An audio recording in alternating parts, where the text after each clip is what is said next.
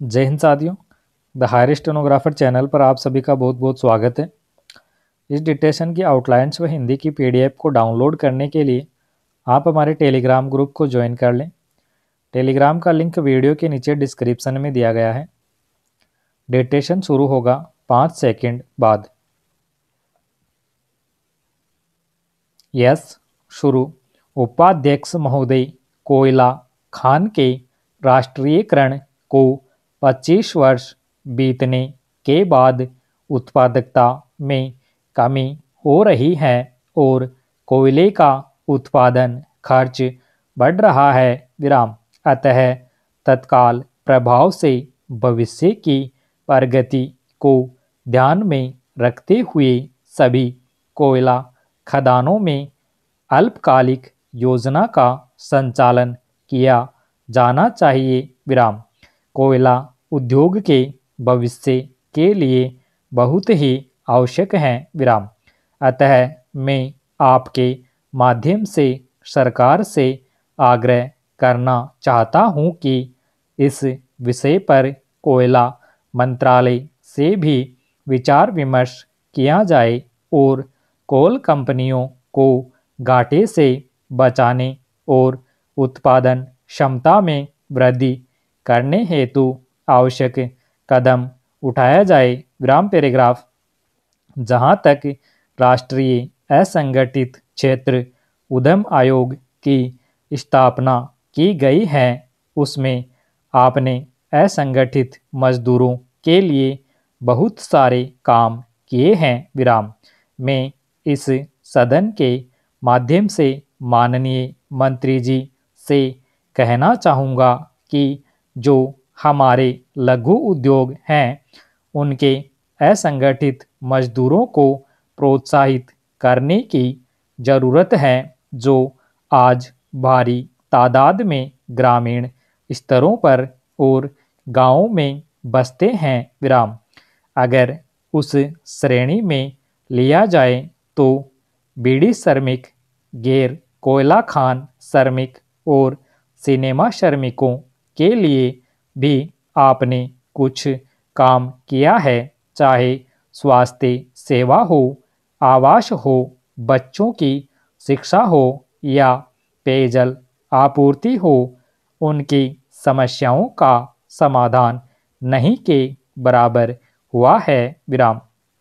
जो लाभ उन्हें मिला है, मैं आपके दिए हुए आंकड़े देख रहा था कि 44 लाख बीड़ी श्रमिक, 50,000 सिनेमा श्रमिक और 70,000 गैर कोयला खान श्रमिक आपने इसमें शामिल किए हैं। आज ज़रूरत इस बात की है कि हमारी संख्या करीब 35 करोड़ है।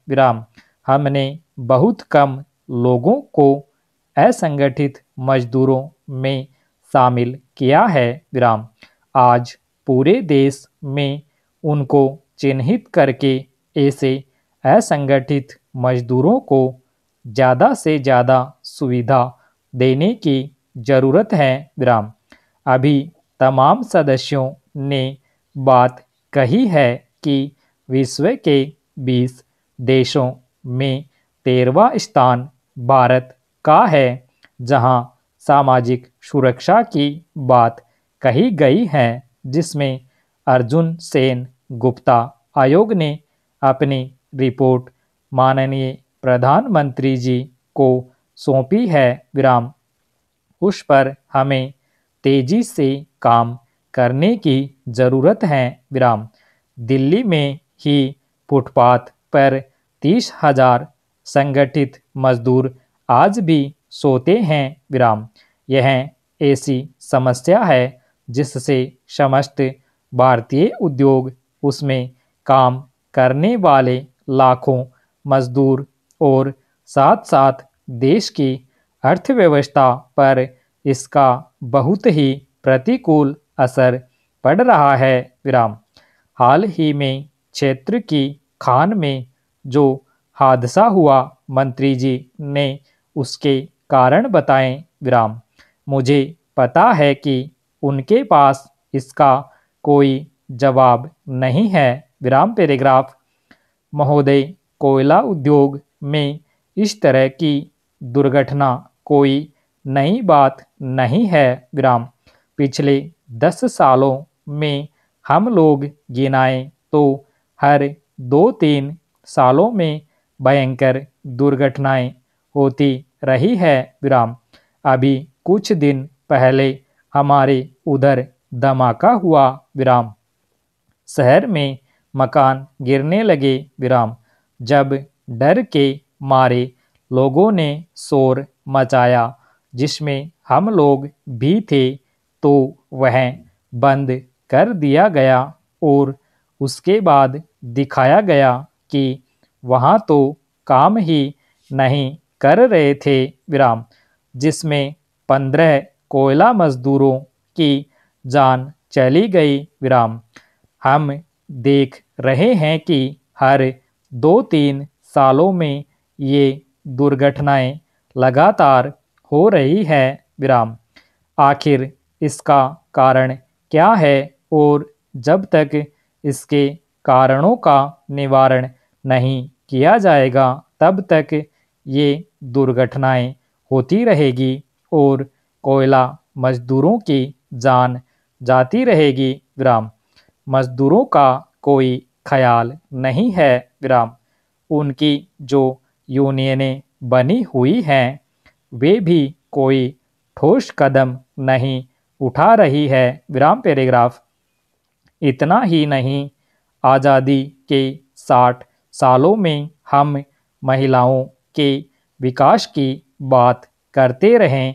मैं तो उत्तर प्रदेश की मुख्यमंत्री जी को बधाई देना चाहता हूं कि पहली बार उत्तर प्रदेश की सरकार ने बालिकाओं की शिक्षा के लिए काम किया है। जो गांव की गरीब बेटी है, जिसका बूढ़ा बाप मजदूरी करने के बाद अपने बच्चों को 2 वक्त की रोटी नहीं दे सकता, अपनी बेटी को पढ़ा नहीं सकता, हमारी सरकार ने व्यवस्था की कि उसकी गरीब बेटी भी अगर इंटर कॉलेज में जाएगी, अगर प्रथम वर्ष में दाखिला लेगी, तो उसे एक मुश्त 15,000 रुपये और एक साइकिल आने जाने के लिए दी जाएगी। विराम। वह गरीब जिसका बाप मजदूरी करने के बाद अपनी बेटी के हाथ पीले नहीं कर सकता था, उसकी शादी नहीं कर सकता था, हमारी नेता ने उसकी शादी की पूरी व्यवस्था की। विराम। उत्तर प्रदेश की सरकार ने ऐसे तमाम जो पिछड़े समाज के लोग थे, जो गरीब हैं, जिनके पास कोई खेत नहीं, बिजनेस नहीं, नौकरी नहीं, उनके लिए भी उन्होंने काम किया है। विराम।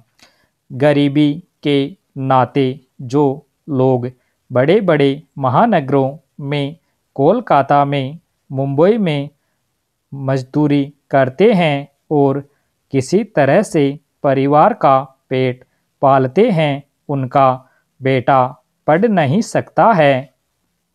इंटर कॉलेज, डिग्री कॉलेज में पढ़ने के लिए पहली बार उत्तर प्रदेश की सरकार ने उसकी जो दाखिला फीस थी, उसकी प्रतिपूर्ति के नाम से उनको दी जा रही है। विराम। इतना ही नहीं, उत्तर प्रदेश के मजदूर हैं, गरीब हैं, जहां लोगों को नौकरी नहीं मिल पाती, लोग काम के लिए बाहर चले जाते हैं। विराम। स्टॉप।